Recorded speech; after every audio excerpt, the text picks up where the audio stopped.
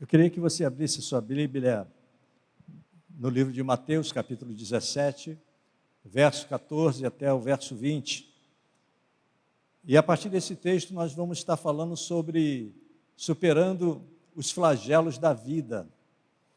E antes mesmo de falar sobre esse tema, a partir do texto de Mateus, eu queria dizer para você que, dentro da língua portuguesa, a palavra flagelo, ela se refere a um instrumento de tortura, um instrumento onde várias fitas são presas num pedaço de madeira, e aí o torturador bate, espanca, traz sofrimento para aquelas pessoas.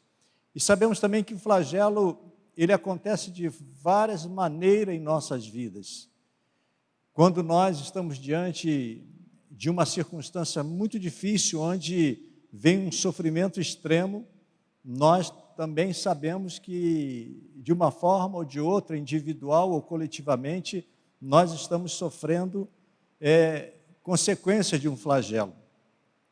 Mas hoje eu queria falar sobre um flagelo que nós podemos entender como algo figurado, que é o maior flagelo da humanidade, que é o flagelo emocional.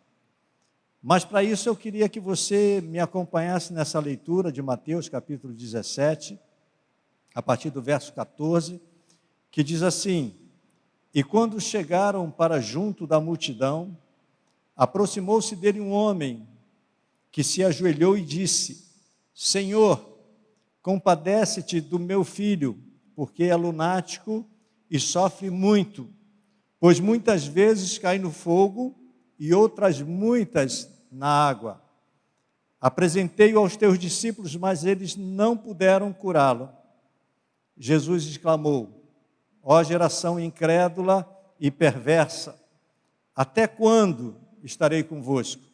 Até quando vós sofrereis? Trazei-me aqui o menino. E Jesus repreendeu o demônio, e este saiu do menino, e desde aquela hora ficou o menino curado. Então os discípulos, aproximando-se de Jesus, perguntaram em particular: por que motivo não pudemos expulsá-lo? E ele lhe respondeu: por causa da pequenez da vossa fé. Pois em verdade vos digo, se tiverdes fé como um grão de mostarda, direi a este monte: passa daqui para acolá, e ele passará, nada vos será impossível. Eu queria, a partir desse texto, refletir sobre os flagelos da vida. E hoje eu quero trazer para você princípios que estarão nos ajudando a superar os flagelos da vida, da existência humana. Quando nós olhamos Jesus indo em direção à multidão, quando nós olhamos e vemos Jesus descendo do monte da transfiguração, e é bom nós entendermos todo esse processo, porque quando nós falamos de Jesus, nós não estamos falando de uma pessoa qualquer, nós estamos falando do Filho do Deus vivo, daquele que tem todo o poder nos céus e na terra, naquele que tem poder para realmente mudar a situação da vida humana, daquele que pode realmente trazer paz e tranquilidade no momento onde o ser humano esteja passando pelos maiores flagelos da sua vida. E esse texto nos fala exatamente de um momento como esse. Jesus havia descido do monte da transfiguração, aonde no monte ele se transfigurara diante de Pedro, Tiago e João. Foi uma experiência incrível para aqueles homens, vendo Jesus recebendo em si todo o resplendor da glória do Pai. Mas 9 discípulos ficaram lá embaixo, no sopé da montanha, na base da montanha. E quando Jesus desce, ele se depara com esse quadro, que nós podemos chamar de os flagelos da existência humana. Um pai, desesperado pela situação do seu filho, clamando a Jesus, se ajoelhou diante de Jesus e disse: Senhor, compadece-te do meu filho, porque é lunático e sofre muito. O pai estava ali como pai sofrendo e ao mesmo tempo apresentando também o seu filho que também estava sofrendo. E ele diz a situação, ele revela a situação do seu filho a Jesus Cristo, nosso Senhor e Salvador. Ele diz: pois muitas vezes cai no fogo e outras muitas na água. Ou seja, esse menino, ele vivia oscilando entre a morte no fogo e a morte na água. Esse era o flagelo que estava acometendo esse pai e esse filho. Mas Jesus, ele estava se achegando à multidão. E, meus queridos, a multidão na Bíblia, a multidão que seguia Jesus na Bíblia, ela faz referência a um número imenso de pessoas que estão sofrendo, que estão angustiadas, que precisam desesperadamente de uma resposta. E nós podemos dizer que os flagelos da existência humana, eles acabam abraçando uma multidão enorme. E como nós falamos, o flagelo que nós vamos tratar hoje é justamente o flagelo emocional. Hoje muitas pessoas, e talvez você que está nos ouvindo, esteja sofrendo, por exemplo, uma tortura, porque nós já vimos que flagelo é tortura. Quando alguém era entregue a verdugo, esse verdugo pegava um açoite e ficava chicoteando a pessoa, trazendo sofrimento para aquela pessoa uma vez, 2 vezes, 3 vezes, e aquela pessoa ia sofrendo com aqueles açoites. Muitas vezes, as pessoas não têm ninguém que está açoitando ela fisicamente, mas sim emocionalmente. E um dos açoites que tem sido muito normal nos nossos dias é a tortura moral. Quantas pessoas acabam sofrendo a aflição porque lhe falta realmente um padrão de como viver a vida, um padrão de como proceder nesse mundo. E em busca de uma resposta, hoje ela abraça um padrão, amanhã ela abraça um outro padrão, e elas são lançadas de um lado para o outro, ora no fogo, ora na água, ora no momento que ela acha que a vida vai realmente ser consertada, que ela acha que vai vir paz, mas não vem, porque na grande verdade, nós estamos vivendo a tragédia da existência, aonde não se tem um padrão definido para viver. E nós sabemos que muitas famílias inteiras têm sofrido tragédias, angústias e desgraças por falta desse padrão. Eu ouvia recentemente um educador dizendo que se os jovens estão na faculdade e fumam baseado, não tem problema nenhum não.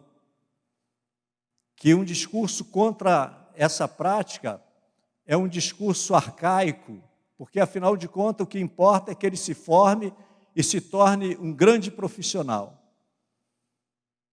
E nós até nos assustamos, eu me assusto quando eu vejo uma pessoa que é formadora de opinião, uma pessoa que se formou para trazer educação, tem uma opinião como essa. E com certeza essa opinião é levantada por pessoas assim, porque eles não conhecem a história de muitos que estão na miséria, na desgraça, porque um dia eles começaram simplesmente fumando um baseado, cheirando talvez uma carreira. E a simplicidade, como isso foi dito, foi algo, eu posso dizer, diabólico, porque está se passando um padrão, aonde com certeza vai trazer tortura, vai trazer miséria e vai trazer desgraça a muitas pessoas. E nós vivemos nessa tortura moral. As famílias são o tempo todo bombardeadas, os jovens, os homens, as mulheres, as crianças, e justamente por uma falta de um padrão, de um rumo certo a seguir, de uma palavra que é viva, as pessoas têm sofrido. E tem também a tortura relacional, onde as pessoas, por excesso de ego, de vaidade, elas acabam destruindo, açoitando com mentiras a vida de outras pessoas. Nós estamos vivendo num tempo onde isso nunca foi tão forte. Nós estamos vivendo num tempo onde as pessoas, elas não medem esforços para denegrir a imagem de outras pessoas. É só você acessar a rede social e ver as pessoas infladas nos seus egos, onde elas simplesmente ofendem a outra pela sua forma física, pela sua forma de pensar, pela sua forma de desejar uma vida melhor. Simplesmente a tortura relacional, ela tem trazido também flagelo na vida do ser humano. Tem pessoas que morrem emocionalmente, estão como zumbis na sociedade, porque elas não suportaram a tortura emocional através das palavras que foram lançadas sobre a vida delas. E eu queria que você prestasse atenção, meus queridos, porque além disso tudo tem a tortura social que atinge toda a sociedade. Hoje nós estamos vivendo na pandemia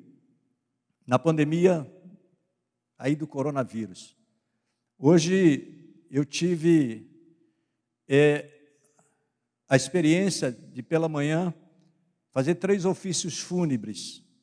Tivemos a oportunidade de estar fazendo o ofício fúnebre da nossa irmã Maria José, e lá também eu pude oficiar a palavra de Deus a 2 famílias. Eu estava lá, estava observando a pressa. Olha, chega, não dá tempo de chorar, não dá tempo da família se abraçar, tem que fechar tudo, tem que levar e agora tem que sepultar. Isso é uma tortura emocional, é uma tortura social, aonde nós estamos vivendo. Faz parte desse momento, mas quantas vezes isso não se levanta e vem trazer sofrimento para o ser humano, para as famílias. E é interessante que não só isso, quando a gente fala de tortura social, de flagelo social, nós estamos falando de corrupção, do desejo de poder. Nós olhamos e vemos, durante toda essa situação que nós passamos, homens que deveriam realmente se unir numa só direção, de salvar o próximo, de apoiar o próximo, mas não, ainda assim, nós ouvimos notícias da corrupção, daqueles que, no momento como esse, buscam tirar vantagem. E se esquecem que lá na ponta, ele está trazendo um sofrimento social para alguém. Ele está fazendo com que uma criança morra por falta de saneamento básico. Ele está fazendo com que uma criança realmente não obtenha educação por falta de ensino e tantas outras coisas, porque eu não quero entrar nesse mérito aqui nesta noite. Mas eu quero dizer que para superar o flagelo da vida, nós precisamos entender por que é que o ser humano sofre tanto. Agora tem um outro flagelo também. Nós vimos o pai representando essa multidão, que de alguma forma sofre, indo aos pés de Jesus e dizendo assim: Jesus, os seus discípulos não puderam curá-lo. E Jesus, na mesma hora, ele diz para o homem: traga o seu filho. Porque aquele homem já havia dito: os seus discípulos não puderam curá-lo.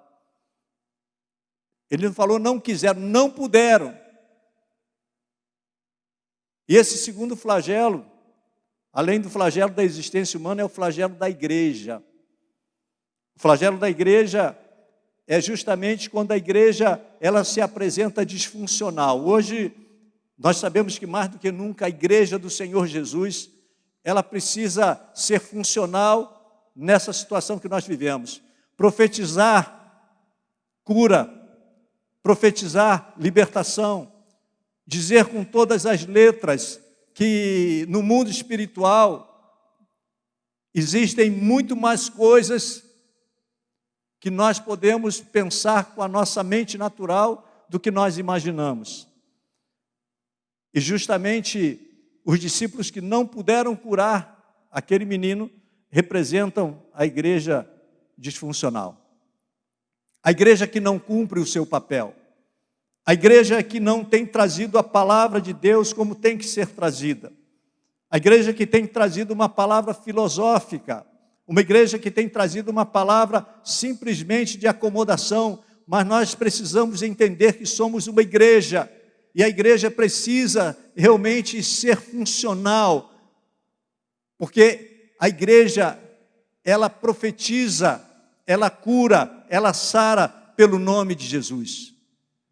Quando nós olhamos para esse texto, quando nós olhamos para essa situação, quando nós olhamos para esse quadro onde Jesus desce do monte da transfiguração com Pedro, Tiago e João, nós não podemos esquecer que ainda no capítulo 16 de Mateus, no verso 16, depois de Jesus perguntar: que diz o homem que eu sou? Pedro responde: tu és o Cristo, o Filho do Deus vivo. E o papel da igreja é pregar Jesus Cristo, o Filho do Deus vivo, aquele que transforma, aquele que cura, aquele que traz salvação, aquele que expulsa demônio, aquele que traz cura para o enfermo, traz consolo para aquele que não tem paz. E é interessante que ainda em Mateus 16, diz que no Monte da Transfiguração, que 6 dias depois dessa declaração de Pedro, Jesus no monte com Pedro, Tiago e João, diz que o rosto de Jesus resplandecia como o sol, e suas vestes brilhavam como a luz. Diferentemente de Moisés no monte, que resplandecia a luz, ou seja, ele refletia a luz de alguém, Jesus é a própria luz. Nós não estamos contando uma história de uma pessoa qualquer, Jesus é a própria luz. E quando Pedro começa a dizer: vamos ficar aqui, fazer uma tenda, uma para Moisés, outra para Elias, outra para o Senhor, o próprio Deus, Deus Pai,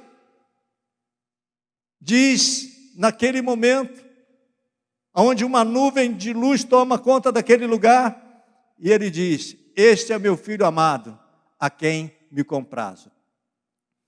Deus estava confirmando para Pedro: Pedro, eu estou confirmando a sua declaração, que esse é o Filho de Deus, o Filho do Deus vivo, e Ele está aqui para mudar a história da humanidade, Ele está aqui para mudar a sua história, Ele está aqui para mudar a história de quem é, de qualquer um que crê que Ele é capaz sim, de nos ajudar a subjugar todos os nossos flagelos. A igreja ela não pode se omitir, a igreja não pode ser disfuncional, a igreja não tem outro papel, não tem outra funcionalidade, a não ser anunciar Jesus Cristo, o Senhor, o Salvador, o Redentor. aquele que veio para a salvação de todo aquele que nele crê. Meus amados, quando nós olhamos esse texto, quando nós olhamos toda essa situação que nós estamos vivendo, eu quero dizer para você que nós podemos sim subjugar os flagelos pela nossa fé em Jesus Cristo. Porque nada é maior do que o poder que há nesse nome. Nada é maior do que o poder que há no nome que está acima de todo nome. Não há um nome maior do que o nome de Jesus. Meus amados, Jesus, ele veio justamente para trazer paz. Jesus veio justamente para trazer a todos nós paz através da nossa fé. E é interessante que Jesus, depois de pedir para que o menino viesse, quando o pai disse, olha, eu levei aos seus discípulos e eles não puderam curar. Jesus exclamou no versículo 17, ó geração incrédula e perversa, até quando estarei convosco? Até quando vós sofrereis? E aí disse, trazei o menino. E no versículo 18 diz que quando trouxeram o menino, este repreendeu o demônio. E este saiu do menino. E desde aquela hora ficou o menino curado. Eu fico pensando, meus queridos, quantas pessoas, inclusive essas pessoas que são usadas pelo próprio demônio para trazer flagelo, porque o demônio ele traz flagelo às pessoas. E ele usa pessoas para trazer flagelos. Eu fico pensando comigo que uma pessoa que tem milhões e rouba milhões, trazendo sofrimento para outras pessoas, só pode estar endemoniado. Só pode estar sobre a influência de demônio. E nós, como igreja brasileira, nós precisamos orar, nós precisamos clamar para que todo demônio que tem tomado conta de vidas de pessoas que estão abraçando a corrupção nesse país, realmente seja expulso da nossa nação. Porque eu creio que a Bíblia diz de demônios que tomam conta de lugares, e nós cremos que nós estamos sofrendo, muitas pessoas estão sofrendo por isso, mas Jesus, na mesma hora, ele repreendeu o demônio e esse saiu do menino, e desde aquela hora ficou o menino curado. Precisamos orar, a igreja precisa ter essa autoridade. E aí diz assim, então os discípulos, aproximando-se de Jesus, perguntaram em particular por que eles não puderam curar. E Jesus disse assim, por causa da pequenez da sua fé. Se você disser a esse monte, passa daqui para acolá, nada vos será impossível. Na verdade, isso é uma expressão proverbial que diz assim, olha, você, em nome de Jesus, tem poder de eliminar grandes dificuldades. Tem poder de eliminar muitas dificuldades, as maiores dificuldades para a sua vida. E aí eu quero dizer para você que está ouvindo essa palavra, para você que está assistindo açoitado, é necessário fé e não precisa ter grande fé. Jesus está dizendo assim, se você tiver uma porção de fé como um grão de mostarda, se você crer realmente em mim, da forma que você puder, eu quero dizer uma coisa, que você terá o poder em meu nome de remover todos e qualquer obstáculos. Por isso eu creio em nome de Jesus, que nós como igreja, quando nós nos colocamos as nossas vidas diante do Senhor, nós vamos sim remover obstáculos aonde tem a tortura emocional da vida das pessoas, aonde a tortura social, nós podemos sim remover a tortura relacional, aonde pessoas não estão se dando mais, onde há sofrimento, onde há angústia, onde há enfermidade, onde há corrupção. Eu creio que esse é o papel da igreja.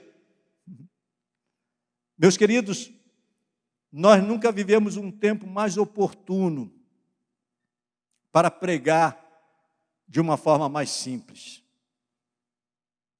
Os púlpitos da igreja, eles não podem se transformar num lugar onde você traz qualquer outro tipo de mensagem que não seja a mensagem da cruz, do poder em nome de Jesus. E eu profetizo esta noite que você que está me ouvindo e crê na palavra, crê no nome de Jesus, crê, mesmo que a sua fé seja muito pequena, mas você crê de forma sincera do teu coração, essa dificuldade que está assolando a sua vida, esse flagelo que está te açoitando, eu declaro aqui pelo poder do nome de Jesus, que esse flagelo vai ser subjugado por você. Nós vimos que nós subjugamos os flagelos da vida pela fé. Nós olhamos para aquilo que está nos torturando e pela fé em Jesus Cristo, nós declaramos que Ele não é maior do que o nosso Senhor. E eu quero dizer uma coisa para você. Aonde tem se instalado o seu sofrimento? Aquilo que tem afligido a sua vida vem de que área da sua existência? Da área financeira? Do seu relacionamento com filhos, com amigos, relacionamento na família? Alguma coisa que você ouviu a teu respeito e isso tem tirado a tua paz? Das suas próprias emoções, você não tem mais alegria na vida? De consequências de erros e de corrupção social que nós estamos vivendo, eu não sei. Talvez você seja um pai de família, desempregado, passando necessidade, com muita dificuldade, em função desse caos que nós estamos vivendo. Talvez você esteja sofrendo, passando por muitas dificuldades, se sentindo açoitado, onde você está gritando desesperadamente por socorro. Eu quero dizer uma coisa para você, meu amado. A palavra de Deus diz que quando Jesus chega no lugar, Ele traz equilíbrio, Ele traz paz. E eu posso dizer, sem medo de errar, que todas as áreas da nossa vida são equilibradas a partir da nossa fé. Mesmo que as dificuldades estejam presentes, mas quando a nossa fé em Jesus Cristo ela é efetiva, quando nós cremos de verdade, algo sobrenatural acontece. Aquilo que era para ser flagelo se torna oportunidade de superação. Aquele pai viu o seu filho ser curado. Os seus discípulos foram confrontados, porque eles, como discípulos do Senhor, eles por algum motivo, na hora eles duvidaram.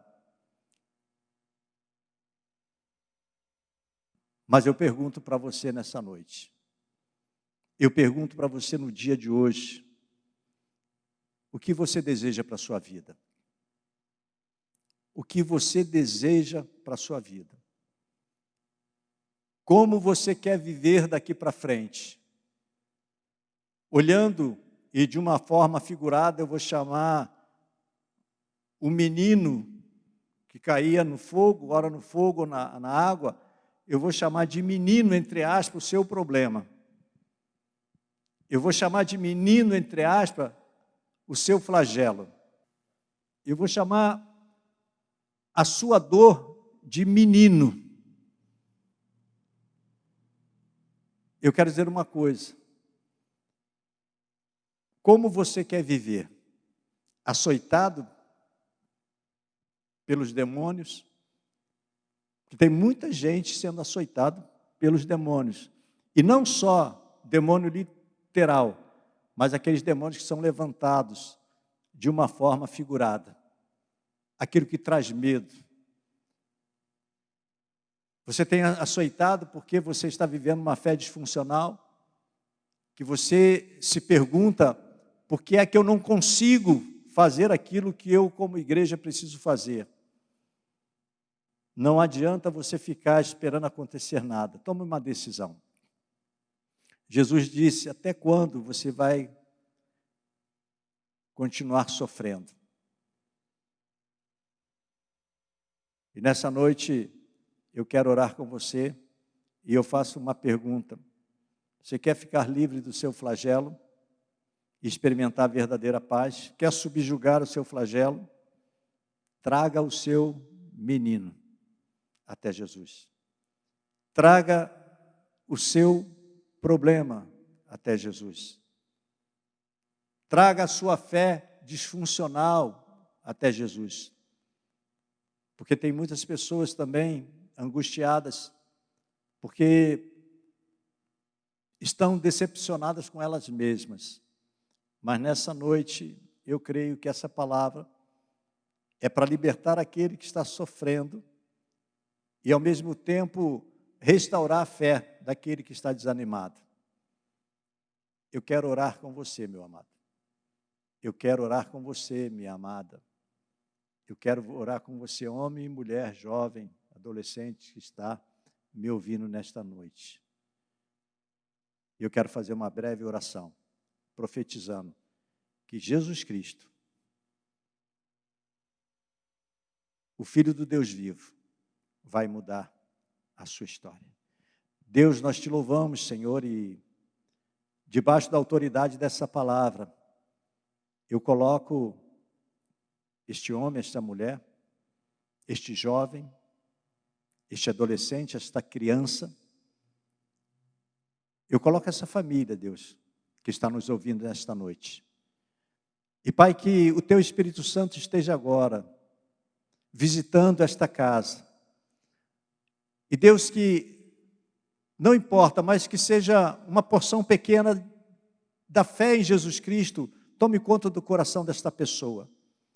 E nós cremos que por esta fé, os grandes obstáculos e os grandes flagelos que assolam esta vida, que assolam esta família, que assolam esta casa, está sendo subjugado agora. Porque Jesus veio para nos dar a vitória e nos dar a salvação. Nós oramos e abençoamos aqueles que nos ouvem nesta noite. Em nome e pelo poder de Jesus Cristo. Amém. Deus te abençoe. Tenha uma noite abençoada. E lembre-se, Jesus Cristo é o único que pode subjugar o seu flagelo.